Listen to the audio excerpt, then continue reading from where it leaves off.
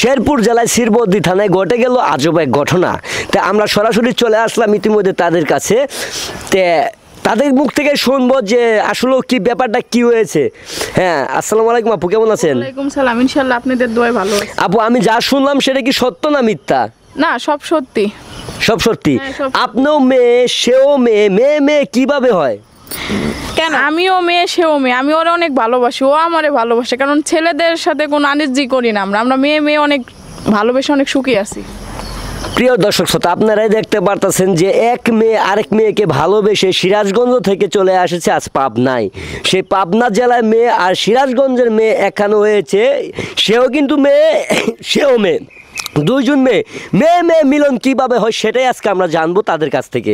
হ্যাঁ আপু, সে মেয়ে আপনি জানেন, মেয়ে জানার পরেও আপনি কেন জায়গা দিলেন?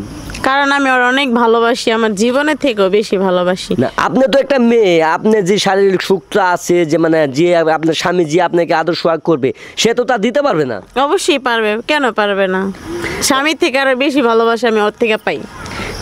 এখন কি তারা কি আপনি কি চিন্তা ভাবনা করছেন? হ্যাঁ, আমরা বিয়ে করব, অবশ্যই বিয়ে করব। আপনারা দোয়া করেন। এই তরুণী বলতেছে যে সে এখন তাকে বিয়ে করবে, কিন্তু আজব ঘটনা, মেয়ে মেয়ে বিয়ে কিভাবে হয় সেটা আমার মাথায় ঢুকে না। কিন্তু হ্যাঁ, তার মুখ থেকে আরেকটি কথা আমি শুনবো। এই যে আপু, আপনি যে চলে আসছেন, আপনার বাবা আছে, মা আছে, ভাই আছে, বোন আছে, তাকে খোঁজ করবে না?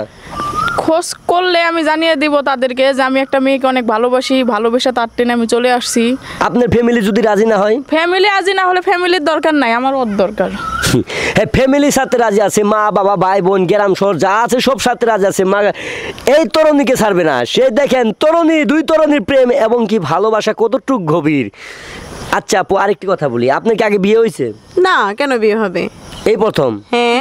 আপনি যে সিদ্ধান্ত নিছেন তাকে বিয়ে করবেন, এটা কি সত্য না মিথ্যা? অবশ্যই সত্য। কারণ একটা ছেলের কাছে বিয়ে হলে ছেলেরা ধোকা দেয়, দুদিন পর কষ্ট চলে দেয়, যায়। কিন্তু ও আমারে কখনোই ধোকা দিবে না, আমারে কষ্ট দিবে না। আমি ওর অনেক ভালোবাসি, ও আমার অনেক ভালোবাসে। তো দর্শক ভাই, বলার মতো আর কিচ্ছু আমার কাছে নাই। নেক্সট টাইম আবারও নতুন কিছু ভিডিও নিয়ে আসবো আপনাদের মাঝে। যদি আপনারা তাদেরকে দোয়া করেন যে তারা যেন বিয়ে করে সুখের সংসার। কিন্তু হ্যাঁ, আরেকটি কথা, যে বলেন। আপনারা যে বিয়ে শাদী করবেন, জীবনে তো কোনো সন্তানের মুখ দেখতে পারবেন না। আমরা এডিট করে নিব, আমরা এতিমখানার থেকে নিয়ে আসবো একটা। হ্যাঁ, আমরা মানুষের হাসপাতাল থেকে কিনে নিয়ে আসবো। তবুও আপনারা দুজন থাকবেন। অবশ্যই থাকবো।